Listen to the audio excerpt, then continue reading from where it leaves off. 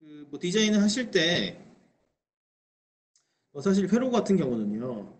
저희 뭐 레퍼런스 회로나 이런 부분들이 워낙 잘 돼 있어요. 그래서 아까 제가 말씀드렸던 이 부분들에서 다운로드 받으시면 그 레퍼런스 디자인 파일이 있기 때문에 그 부분들 되게 그대로 하시면 돼서 회로도 디자인은 뭐 사실 그렇게 어려운 부분은 아니실 거예요. 각각 홈페이지에 보면 하드웨어 디자인 체크리스트가 또 각 파트마다 있기 때문에 요거를 설계를 하시고 이쪽으로 검토를 쭉 하시면은 여기 진짜 다 잘 나와 있거든요. 그래서 이런 부분들을 보시고 회로도 설계를 하시면 정말 큰 무리는 없으실 거예요. 네. 큰 무리는 없으실 거고 그리고 또 저희가 보통 이제 나중에 이따가 이제 강의 막바지 부분에 어떻게 그 파트들을 찾아 들어가는지도 설명드릴 건데요. 그 파트를 찾으시고 각 그 사이트에 이제 도달을 하시면 여기에 디벨롭먼트 인바런트가 있어요. 그러면 거기에 뭐 데모 보드라든지 그런 부분들도 다 있기 때문에 여기에서 또 각각의 디자인 파일들이 아까랑 똑같은 파일이긴 하지만 다 존재를 하죠. 그런 식으로 헷갈리는 부분에 대한 좀 전에 설명드렸던 RMI 같은 경우에는 좀 헷갈릴 수 있는 부분이기 때문에 그런 부분들도 또 별도로 이렇게 문서로 정리가 되어 있습니다. 그래서 그거를 이제 참조를 하시면 되고 아트웍 할 때가 문제는 사실. 왜냐면 아트웍 할 때 이 이더넷 통신의 어떤 그 특수성이 좀 있어요. 그래서 그냥 뭐 예를 들면 MCU 설계하실 때 뭐 I2C 혹은 STI라든지 그런 부분 설계하듯이 하시면 안 되고 얘들 통신에 관련된 부분을 조금 설명을 드릴게요. 자, 일단 전반적인 걸 한번 볼까요? 전반적인 걸 보면은 요게 파이칩이고요. 얘가 트랜스포머입니다. 네, 트랜스포머고 요게 RJ45 커넥터입니다. 트랜스포머는 보시면 여기 이제 회로도 같이 들어가 있는데 말 그대로 이제 트랜스포머죠. 그러니까 트랜스포머라는 거는 우리가 도란스라고 보통 부르는 이 증폭을 해주는 역할을 해주는 그런 장치가 되겠는데요.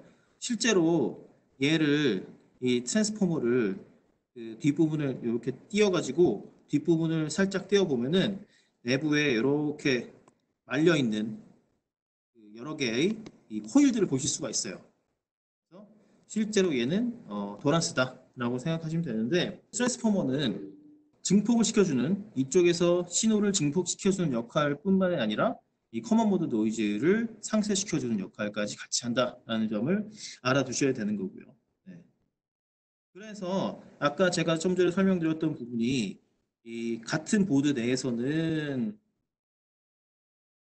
여기죠. 같은 보드 내에서는 트랜스포머가 필요 없다고 말씀드렸는데 뭐 당연하죠.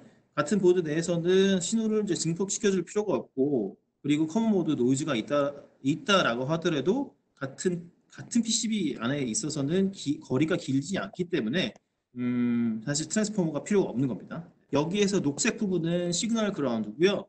그리고 이 파란색 부분은 프레임 그라운드입니다. 프레임 그라운드라는 거는 얘가 보통은 이제 철제로 되어 있기 때문에 이 철제하고 이 철제와 맞닿아 있는 부분을 보통 이제 프레임 그라운드까지 연결을 시켜줘. 그래서 이런 식으로 보통 이제 설계를 하고요. 조금 더 자세한 부분은 뒤에서 설명을 드릴게요. 이 보드 스테어 같은 경우에는 자 사실은 뭐 이런 부분들 뭐 5-5 룰 뭐 이런 부분도 있기는 한데 이거를 막 항상 지켜주기는 사실은 쉽지는 않아요. 그래서 저희가 보통 권장드리는 바는 뭐냐면 일단 기본적으로 4층 이상을 쓰셔야 된다는 점.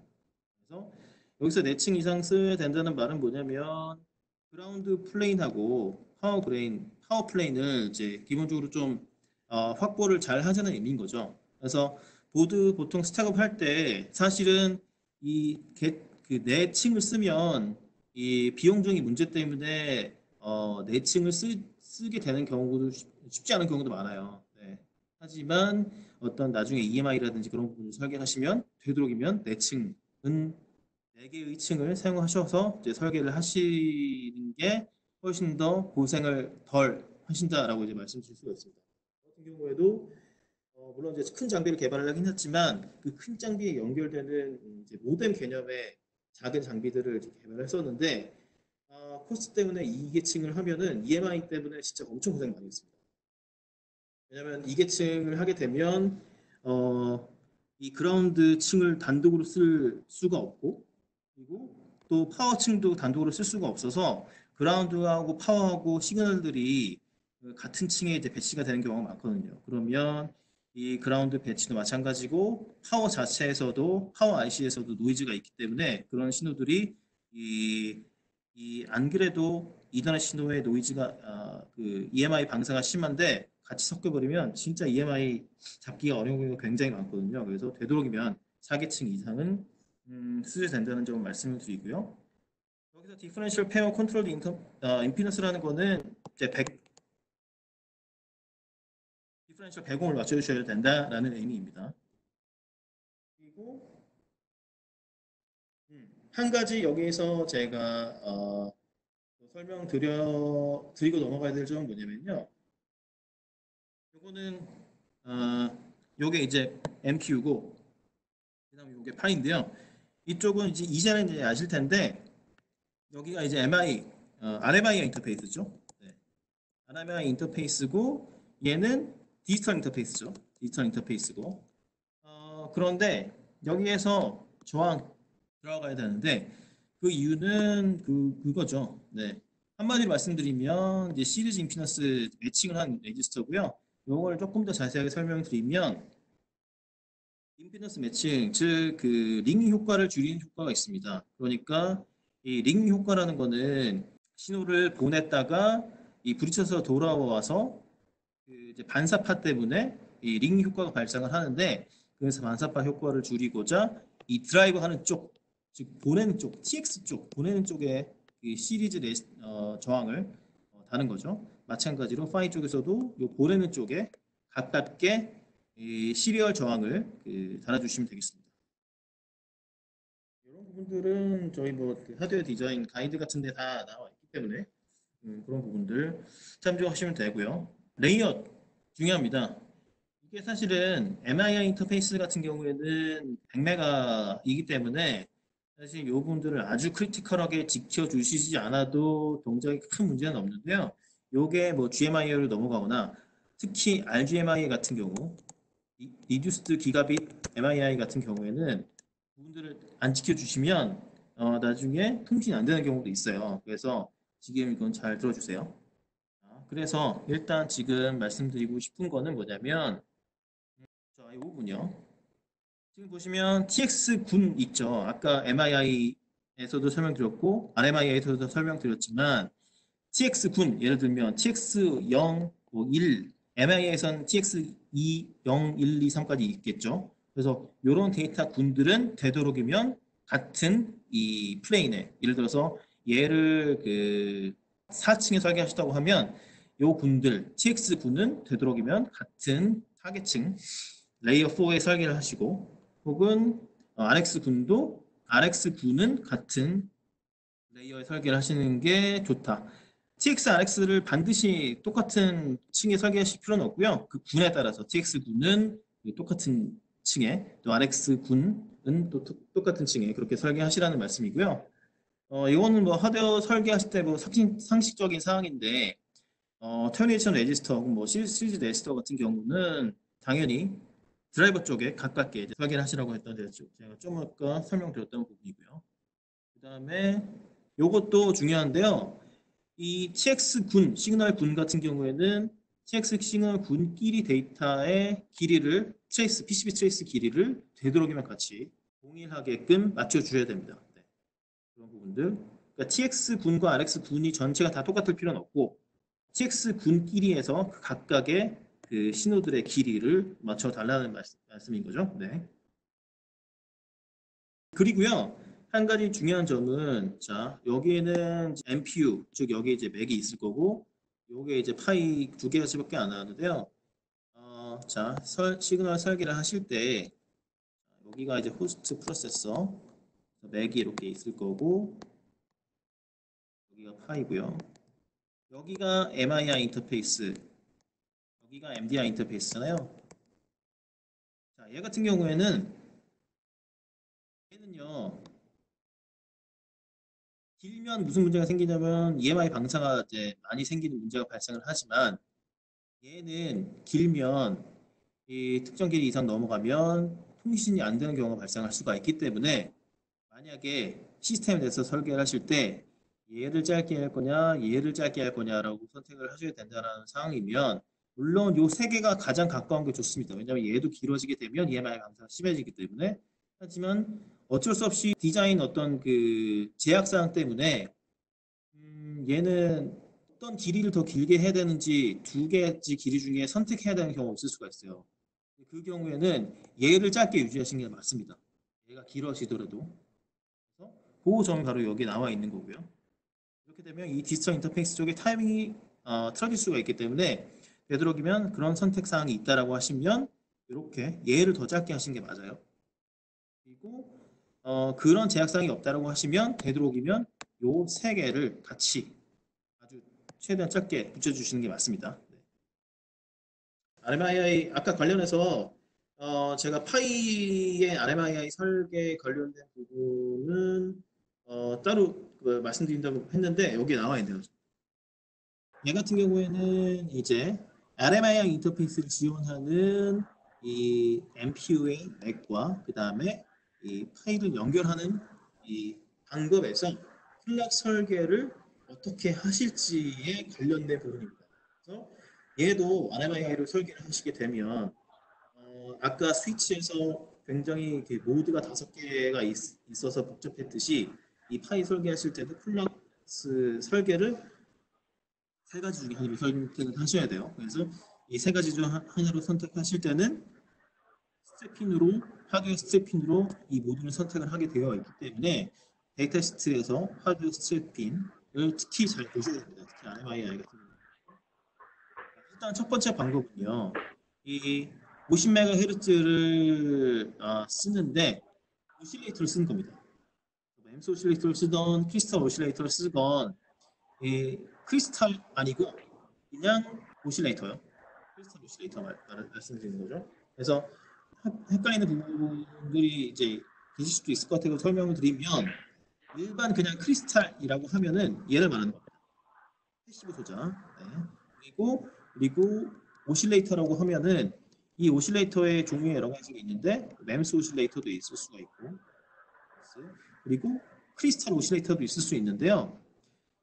크리스탈 오실레이터는 램스 오실레이터건 오실레이터는 무조건 전원이 들어가서 자기가 단독으로 동작하는 액티브 디바이스라는 점. 그래서 이 표시가 바로 오실레이터 표시고 이 표시가 바로 크리스탈 표시입니다. 그래서 이 크리스탈 같은 경우에는 그 액티브 회로는 내부에 있고 얘는 단순히 그냥 그 진동을 해주는 역할만 하기 때문에 따로 전원 연결이 필요 없고 대신에 XI 핀, 엑소 핀에 같이 핀 두 개를 연결해 주셔야 되고요. 이 오실레이터 같은 경우에는 가체 전원, 여기 연결된 전원에 의해서 동작을 하고 그리고 이때는 엑소 핀은 그냥 그 오픈을 놔두시면 됩니다.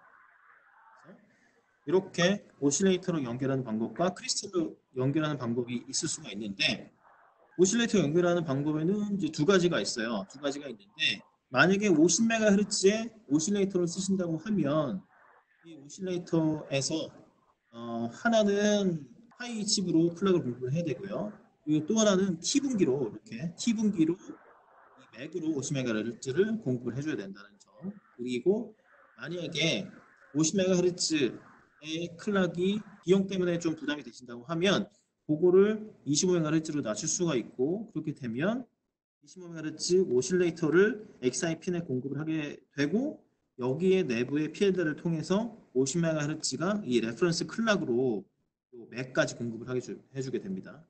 그리고 자 오실레이터는 말씀드렸듯이 전원이 들어가고 보통은 크리스탈보다는 코스트가 더 높기 때문에 그것도 부담이 되신다고 하면 25MHz 크리스탈을 쓰실 수가 있고 그렇게 되면 이 크리스탈을 쓰시고 네, 똑같이 이 레퍼런스 클락이 50MHz로 공급이 되게 됩니다. 하지만 밑에 이 방법 같은 경우에는요. RMI 관련된 스펙에서 이 표준에 속하는 방법이 아니기 때문에 이 방법을 쓰실 경우에는 사실 타이밍에 그 MII 쪽 타이밍에 굉장히 주의하셔야 돼요. 그래서 사실 요거는 권장드리는 방법은 아니고 되도록이면 요 두 방법 중에 하나를 이제 쓰시는 게 좋겠다라는 말씀을 드립니다. 그래서 이달의 타이밍 관련된 부분에 있어서는 최소로 요청하는 그 ppm 수가요. 플러스 마이너스 50ppm이에요.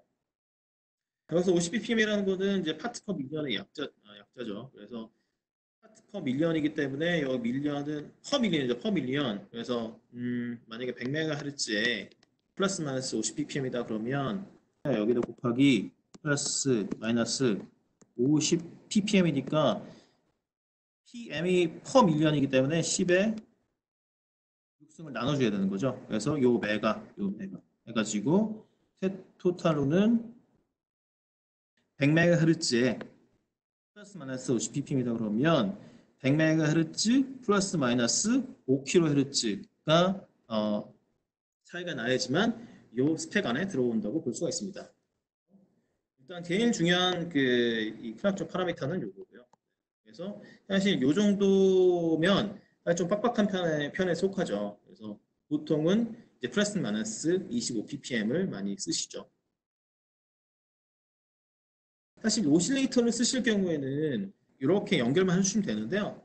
크리스탈 같은 경우에는 이렇게 두 선이 연결됨에 있어서 되도록이면 여기 가깝게 붙여주시는 게 좋아요. 붙여주시는 게 좋죠. 네. 그리고 뭐 이런 이쪽에 보면은 보통 여기에 이제 로드 커패시턴스라고 크리스탈의 어떤 이제 아웃풋에서 이 로드를 조정해주는 이제 커패시턴스가 있는데 그게 또 이 PCB의 임피던스랑 맞아야 되기 때문에 그런 부분들도 역시 이 캐패시터 여기 이 캐패시터가 바로 앞에 나왔던 요 캐패시터 요 두 개인데요. 되도록이면 이 핀에 가깝게 붙여주시는 게 좋죠. 이 부분은 뭐냐면요. 아까 첫 번째 시간에 설명드렸던 장표에서 내부에 그 터미네이션이 들어가 있냐 아니면 터미네이션이 들어가 있지 않느냐에 따라서 이 설계를 다르게 해야 된다고 말씀드렸는데 바로 거기에도 해당이 되는 내용입니다. 그래서 저희도 파트가 예전에 나온 파트가 있고 또 이제 최근에 나온 파트가 있는데 이 램 8720 같은 경우에는 예전에 나와서 지금 사실 굉장히 오랫동안 양산을 하고 있는 그런 이제 파이인데요.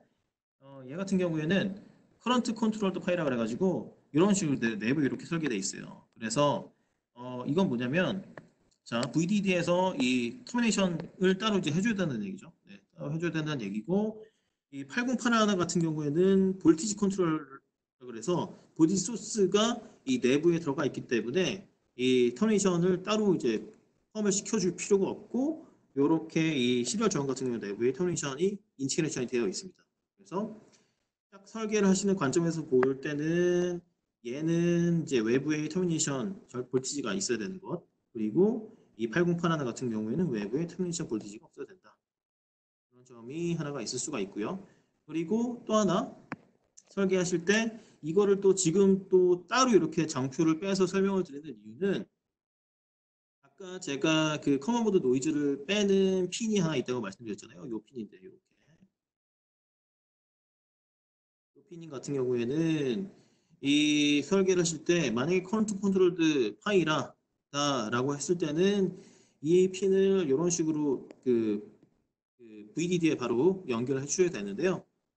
이 볼티지 컨트롤드 파이 같은 경우에는 이 마그네틱을 이렇게 연결을 해줄 필요가 없습니다. 네. 그래서 나중에 이제 간혹 이 부분에서 설계를 실수하실 수가 있는데 뭐 사실 뭐 레퍼런스 회로도에 다 반영이 되어 있기 때문에 레퍼런스 회로도를 보시면 그게 실수하실 일이 없긴 하지만 그래도 놓치시는 경우가 있어요. 간혹 제가 회로도 검토를 하다 보면 그래서 만약에 이 커런트 컨트롤드 파일을 쓰셨는데 트랜스포머 쪽에서 이렇게 연결을 안 해놓으면 통신이 안 되거나 아니면은 통신에서 그 오류가 많이 나거나 그런 경우를 볼 수가 있습니다. 그래서 이것도 설계하실 때의 주요 체크 포인트 중에 하나입니다. 자, 이 디퍼런셜 페어 같은 경우에는 사실 아트 업체에서 알아서 해주시기 때문에 특별히 보실 일이 없기는 하지만 그럼에도 불구하고 원리는 알고 계셔야 되고 혹시 또 아토 업체에서 디퍼런셜 페어의 임피던스 맞추는 개념이 없는 경우도 아주 가끔 있기 때문에 그런 부분들을 이제 좀 확인할 때 체크를 하셔야 되죠. 그리고 또 한 가지는 보드 스페이스가 아주 빡빡한 경우에도 간혹 가다가 여건이 안 되는 경우가 있기 때문에 조금 그런 부분에 있어서는 주의해서 보시는 게 나아요. 일단은 자 보시면 그 디퍼런셜 임피던스를 결정하는 요인들이 몇 가지가 있죠. 여기서 함수가 어느 함수냐면 S, W, TH, 요 유전율의 함수인데요. 그러니까 요 값들이 변하면 이 값들에 의해서 임피던스는 결정된다는 얘기죠. 그래서 이 임피던스는 요 H 같은 경우에는 이 층의 높이를 말하는 거고요. 그렇죠? 그 올라가 있는 층의 높이, 레이어의 그 높이를 말하는 거고, 요 W는 디퍼런셜 페어 하나의 위드스, 그리고 이 T 같은 경우에는 이 디퍼런셜 페어, 이 코퍼의 높이, 그리고 요 S는 디퍼런셜 페어의 각각의 성분 사이의 거리를 말하는 거고요. 네. 그리고 얘는 요 층의 유전율이죠. 그래서 사실 이거를 신경 쓰실 일은 거의 없고, 설계하실 때 조금 더 신경 쓰셔야 되는 부분은 요거는 사실 아토 업체에서 알아서 해주시는 부분이고요. 하지만 간혹 가다가 이것도 틀리는 경우가 있기 때문에 알고 있는지는 아토 업체에 확인해 주시는 게 좋긴 좋죠. 설계하는 입장에서 중요한 점은 뭐냐면 요게 이제 각 디퍼런셜이잖아요. 각 디퍼런셜 TX가 페어가 있고 RX 페어가 있고 이제 크락 라인인데 요게 각 디퍼런셜의 포지티브, 네거티브 사이의 거리라고 하면 이 각각의 디퍼런셜 라인 사이의 거리는 요 S만큼의 5배 이상을 띄워줘야 된다라는 룰이 있죠. 그래서 백매 같은 경우에는 사실 요게 지켜지지 않아도 아주 큰 그 상관은 없는데 기가비트로 갈수록 이제 조금 중요해지기 시작하기 때문에 이런 부분들 좀 유점해서 보시는 게 좋겠습니다. 예를 보시면 아까 설명드렸듯이 얘는 그 시그널 그라운드, 파란색은 프레임 그라운드를 나타내고요. 뭐 90도 턴, 아트웍 할때 90도 턴을 피하는 건 뭐 상식이고, 그리고 뭐 스터브, 그런 스터브 있죠. 이런 게 이제 스터브인데, 이 스터브도 당연히 짧게 유지하는 게 다 신호 품질을 유지하는 데 당연히 좋겠죠. 이 부분 아까 제가 설명드렸던 부분이고, 이 부분도 조금 전에 설명드렸던 거. 센터 탭, 캐피시터, 클로스, 트랜스포머. 자, 요게 어떤 부분이냐면, 자, 요 핀의 이름을, 커먼보드 노이즈를 빼는 핀의 이름이 바로 이제 센터 탭이라고 보통 부르는데, 이 센터 탭에는 그 커먼보드 노이즈를 빼기 위해서 AC 커플링 캐패시터를 보통 시그널 그라운드 연결해서 커먼보드 노이즈를 방출을 하게 되죠. 방출을 하게 되는데, 요 캐패시터가 바로 요거예요, 요거. 네, 요거고, 요거는 되도록이면 트랜스포머에 가깝게 유지를 해라라는 거죠. 어떻게 보면 당연한 거고. 네. 그리고 요 옵셔널 EMI 핀 같은 경우는 뭐냐면요. 요 핀. 자, 여기에서 이게 지금 그 파이의 그뭐 TXP든 RXP든 어쨌든 그 데이터 시그널 핀들인데요. 거기에 사실은 그 이런 식으로 그 캐피시터를 연결해 주는 보통 연결해 주고 DMP를 시키죠. 그러니까 삽입을 안 하는데 얘는 이제 EMI 설계, 그러니까 EMI를 잡다가 안 되실 때 이쪽에 캐피시터를 연결해 가지고 EMI 디버깅을 하는 경우는 이런 식으로 캐피시터를 삽입을 하죠. 그래서 보통은 이 캐피시터를 이렇게 설계를 하고 DMP를 시켜 놓긴 하는데요. 보통 DMP를 시키는 이유는 사실 EMI가 그 정말 마진이 간당간당하게 안 잡힐 때 말고 진짜 그 EMI 마진이 뭐 워낙 부족해서 설계 자체가 뭐 예를 들면 파워 플레인이 설계 잘못됐거나 아니면 그라운드 플레인이 설계가 잘못됐거나 해가지고 EMI가 높은 경우에는 사실 요걸로는 뭐 소용이 아예 없습니다. 네. 그래서 옵셔널이긴 하지만 사실 EMI 설계 자체를 강건하게 하시면 얘를 쓰실 일은 별로 없고 저도 이거를 옵셔널로 넣어놓으라고 말씀드리긴 하지만 얘로 그 디버깅을 해본 적은 별로 없는 것 같아요. 하지만 그래도 옵셔널로 넣어 놓으시라는 점. 네. 그리고 얘 같은 경우에도 요 사이의 거리를 최소한으로 이제 유지를 하라는 이제 말씀을 드리는 거고요. 네, 보통은 그렇죠. 배꼽은 맞추셔야 되고 그리고 탑 레이어에 이제 보통 많이 설계를 하시죠. 네. 그리고 여기 중간중간에 이제 비약 없이 어떻게 왜냐면 여기서 노비아라는 얘기를 특별히 써놓은 이유는 이런 경우가 있어요. 그러니까 얘 중간에 뭐가 있어가지고 이 신호를 비아 뚫고 바텀 레이어로 설계를 뺐다가 다시 비아 뚫고 올라와서 탑 레이어로 설계하는 경우가 있는데 진짜 되도록이면 그거는 이제 피해 주시라는 얘기죠.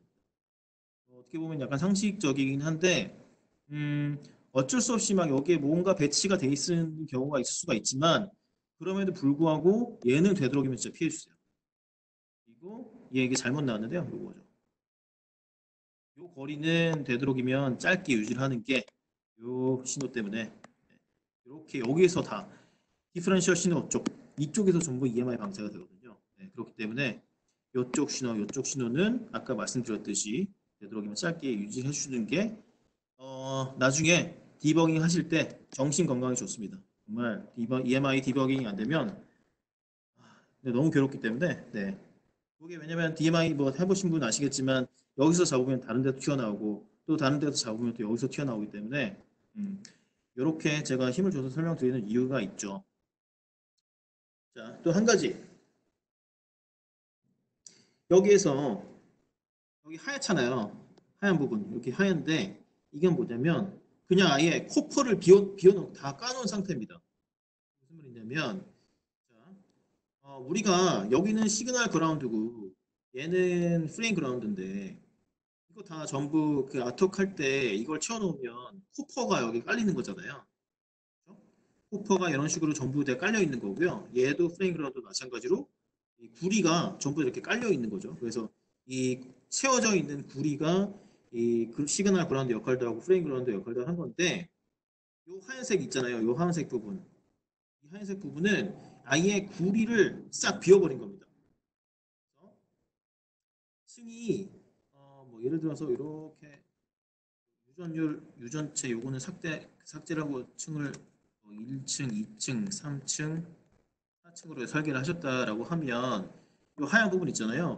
이 하얀 부분, 그러니까 이 부분을 한번 예를 들어 설명해 보죠. 이 부분을 이렇게 가져보면 이렇게 그려보면 1층, 2층, 3층, 4층이고 얘 부분은 이렇게 뭐 만약에 다 채워져 있다 그러면 여기가 다 커퍼로 채워져 있을 거고 이 부분은 비어져 있는 거, 얘 부분도 채워져 있는 거잖아요. 이렇게. 그래서 이렇게 여기 다 채워져 있을 텐데 이 부분은 아예 코퍼를 싹 비우라는 말씀인 거예요. 네, 비우시라는 말씀인 거죠. 네.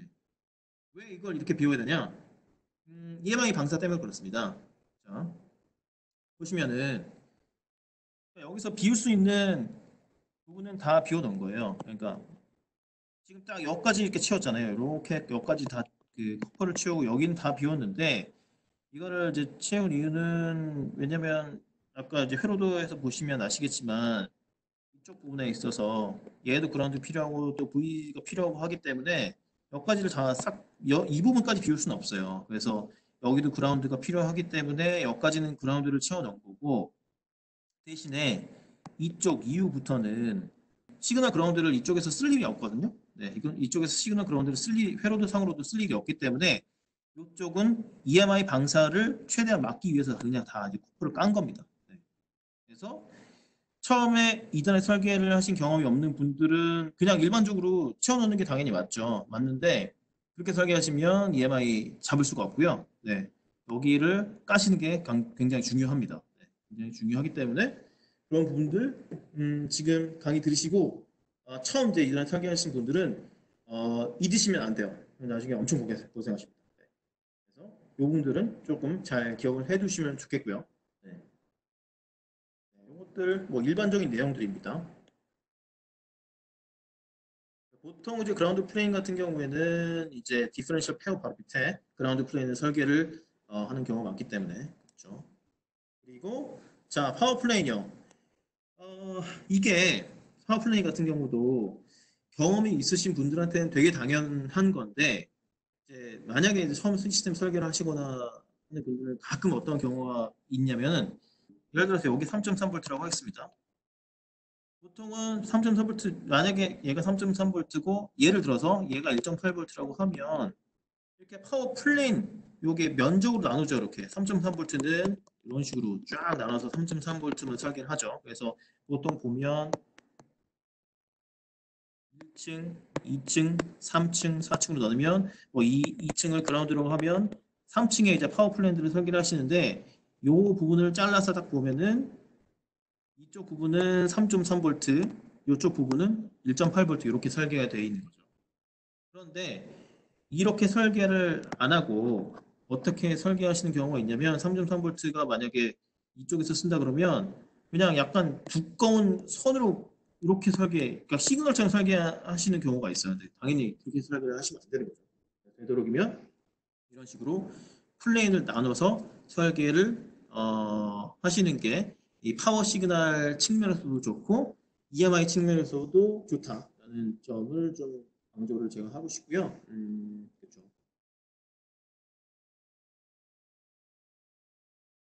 그리고 마그네틱 같은 경우, 네. 이제 보통 우리가 제가 좀 전에 설명드렸던 트랜스포머랑 동의어입니다. 동의어. 얘도 그 정말 중국산 품질이 안 좋은 부분이 이런 파트들이 있을 수가 있기 때문에 이제 그 어느 정도 검증이 된 걸 쓰셔야 되고 그 저희 데이터 시트에 이 마그네틱 그 레코멘데이션 파트들이 있어요. 그래서 만약에 마그네틱에 대한 정보가 전혀 트랜스폼에 대한 정보가 전혀 없다라고 하시면 그거 참조하셔가지고 이제 설계하시면 되고요. 이 마그네틱도 형태가 두 가지가 있죠. 대표적으로. 그래서 이 디스크릿 마그네틱이라는 건 뭐냐면 이런 거요. 이런 거 이렇게 디스크릿 따로 단독으로 설계되어 있는 거고 인티그레이티드 마그네틱은 뭐냐면 RJ45 커넥터가 있는데 이 트랜스포머 마그네틱을 RJ45 커넥터 속으로 넣어놓은 거예요. 네. 뭐 당연히 이에 따르는 장점과 단점이 있겠죠. 그래서 얘를 쓰는 이유는 보통 보드 스페이스, 보드 공간이 부족할 때 이 트랜스포머를 안쪽으로 넣어놓으면 당연히 이 공간이 절약이 되기 때문에 얘는 조금 더 커질 수는 있으나 이 공간이 절약이 되기 때문에 PCB 스페이스가 부족한 경우에는 인티그레이티드 마그네틱을 써서 RJ45랑 같이 붙어 있는 걸 쓰시는 경우가 많고 그렇지 않을 경우는 이렇게 디스크리트 마그네틱을 쓰시는 게 더 편합니다.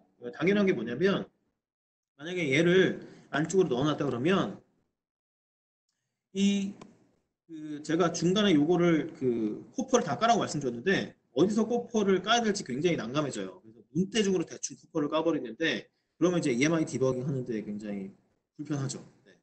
그래서 만약에 PC 공간이 허락이 되는 상황이라고 하시면 이런 식으로 마그네틱을 단독으로 설계하시는 게 맞고요. 어쩔 수 없다 그러시면 얘를 이제 안으로 넣어놓은 이제 인티그레이티드 마그네틱을 쓰셔야 되는데 그럴 경우는 사실 이렇게 돼 있으면 약간 눈대중으로 이렇게 이걸 까셔야 돼요. 그래서 조금 불편합니다. 네.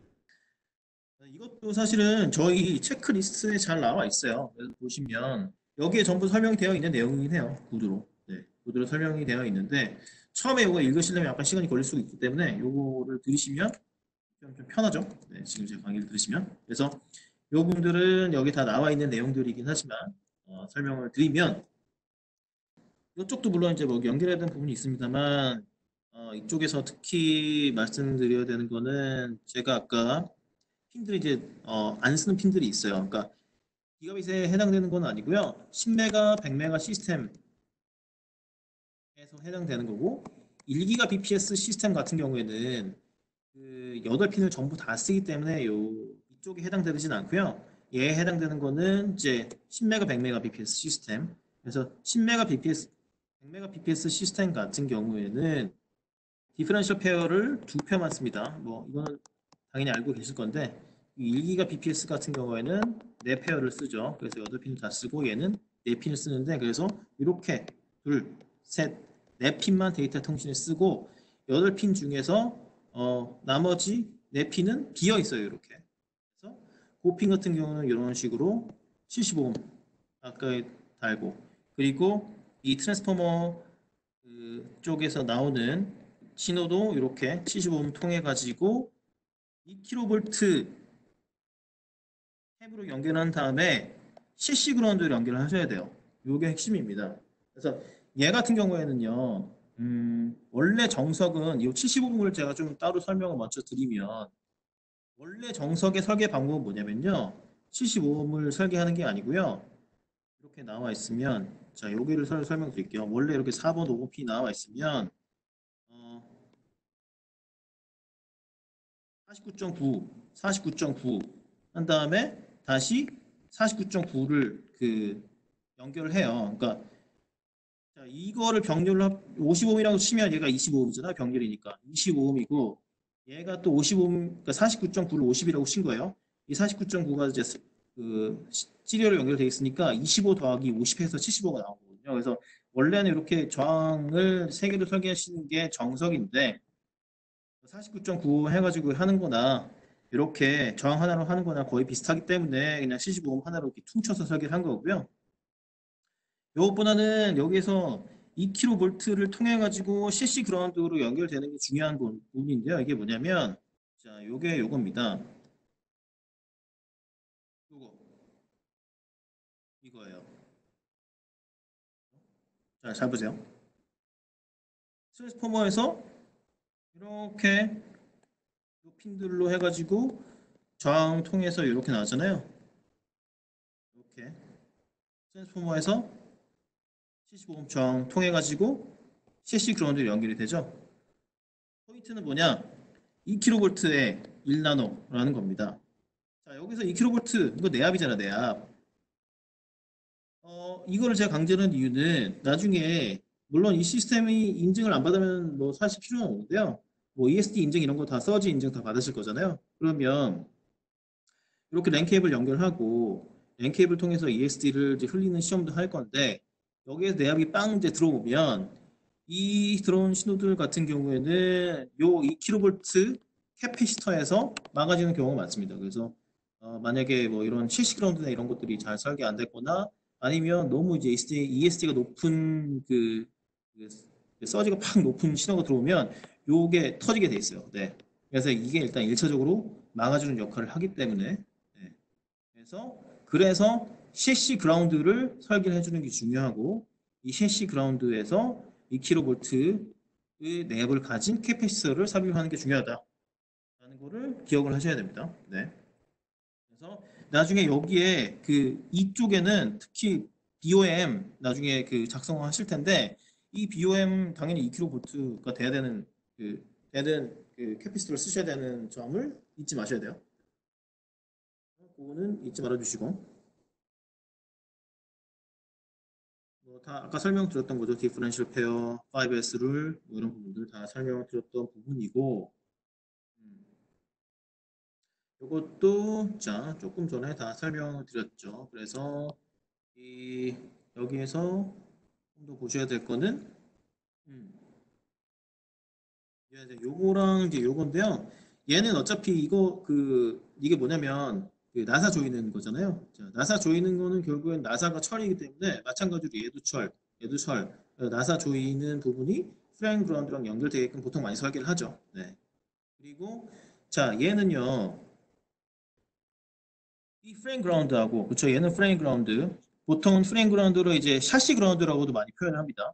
프레임 그라운드 혹은 샤시 그라운드인데 이 샤시 그라운드를 이 그 일반 시그널 그라운드로 연결한 거예요. 자, 그러니까 회로도에서 보면 이게 이제 시그널 그라운드이고 얘를 3216 사이즈의 뭐 저항이든 뭐든 그 수동 소재랑 연결을 해서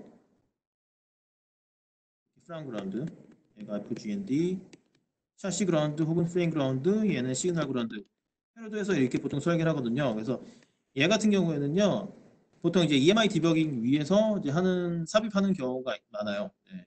그래서 얘를 뛰는 경우도 있고 DMP 시키는 경우도 있고 DNI 시키는 경우도 있고 혹은 EMI 디버깅 위해서 뭐 캐피시터를 삽입을 하거나 아니면 뭐 비드를 삽입을 하거나 뭐 그런 식으로 EMI 디버깅 위해서 이제 남겨놓기도 하죠. 네. 그래서 되도록이면 요 핀 같은 경우에는 요 패러도에 요 설계는 넣어주세요. 네. 어차피 영향을 크게 미치는 부분이 아니기 때문에 회로도상으로 넣어주셔서 설계해 주시면 되고.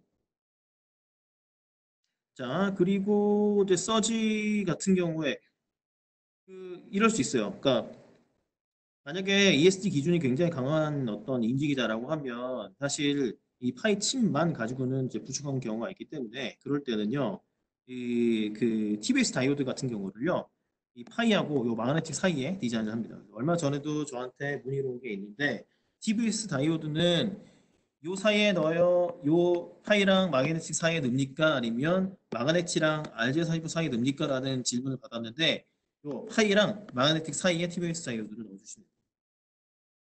그 점 참고해 주시고 컴퓨테이션 스트랩이야 뭐 하드웨어 스트랩 핀이죠. 하드웨어 스트랩 핀이고 요 핀에 따라서 뭐 링크 스피드를 조정한다든지 아니면 뭐 끌 거냐 말 거냐 오토 MDI, MDX를 끌 거냐 말 거냐 파이 어드레스는 몇 번을 할 거냐 이런 것들을 정해주면 되는 거죠. 그렇게 어려운 부분들이 아니라서 일단 넘어가도록 하겠습니다. 그리고 파워 시퀀싱인데 말 그대로 파워 시퀀싱은 그거죠. 그러니까 몇 볼트가 먼저 올라가게 할 거냐. 사실 데이터 시스템마다 이런 부분들이 있기는 한데 사실 이런 부분들 되도록이면 지켜주시는 게 좋죠. 네, 지켜주시는 게 좋고 요거 때문에 막 크리티컬하게 문제가 발생했던 경우가 많지 않았던 것 같긴 하지만 그래도 데이터 시트에 나온 파워 시퀀싱 같은 경우 지켜주시는 게 좋다라는 점을 말씀을 드리고 음, 그리고 한 가지 보통 이 파이 같은 경우에는요 저희가 어떻게 설계되어 있냐면 내부에 레귤레이터를 가지고 있어요. 네, 가지고 있어서 1.2V의 LDO를 내부에 가지고 있기 때문에 해당 핀에다가 3.3V를 공급하게 해주면 1.2V가 아웃풋으로 나와서 그 1.2V가 필요한 부분에 쓰게끔 그렇게 설계를 하실 수도 있고 아니면 1.2V 외부 서플라이가 있어서 거기에서 공급해 주시게 설계하실 수 있는데요. 보통은 뭐 내부에 레귤레이터를 많이 쓰시죠. 네. 뭐 굳이 뭐 외부 레귤레이터 따로 그 추가적인 비용 들이면서 쓰실 필요 없기 때문에 보통 이렇게 설계 많이 하게 됩니다. 그래서 요렇게 설계를 할 경우에 필요한 가이드들도 역시나 체크리스트에 이제 포함이 되어 있고 데이터 시트에는 뭐 당연히 나와 있죠. 저희가요, 렌책이라는 리뷰 시스템이 있어요. 물론 저도 리뷰를 해드리긴 하는데, 저희 이제 본사에서 리뷰를 해준 시스템을 렌책 리뷰 시스템이라고 하기 때문에, 저희 맨 처음에 이제 설계를 맨 처음에 진행을 하실 때, 저희가 필요한 리소스들 안내를 해드리겠죠. 그래서 이제 홈페이지라든지, 아니면 스키맥틱이라든지 그런 부분들 이제 말씀을 드릴 거고, 저희 안내를 받으시고 이 레퍼런스에 의해서 디자인을 하신 다음에 표로도를 주시면 검토해 주는 서비스도 가지고 있으니까 그것도 한번 이용을 해보시는 것도 괜찮을 것 같고 저희 또 계속 아까도 말씀드렸지만은 그 디자인 가이드라든지 아니면 레퍼런스 디자인이라든지 그런 부분들이 웹사이트에 전부 다 공개가 되어 있기 때문에 상당히 이용하시기에 이제 편리합니다. 그래서 그리고 이제 마이크로칩은 특히 이 테크니컬 서포트라든지 이런 부분들이 거의 뭐 이 테크니컬 뭐 컨설팅 수준으로 잘 제공이 되어 있기 때문에 저희 이런 부분들을 좀 이용하시면 편할 것 같아요.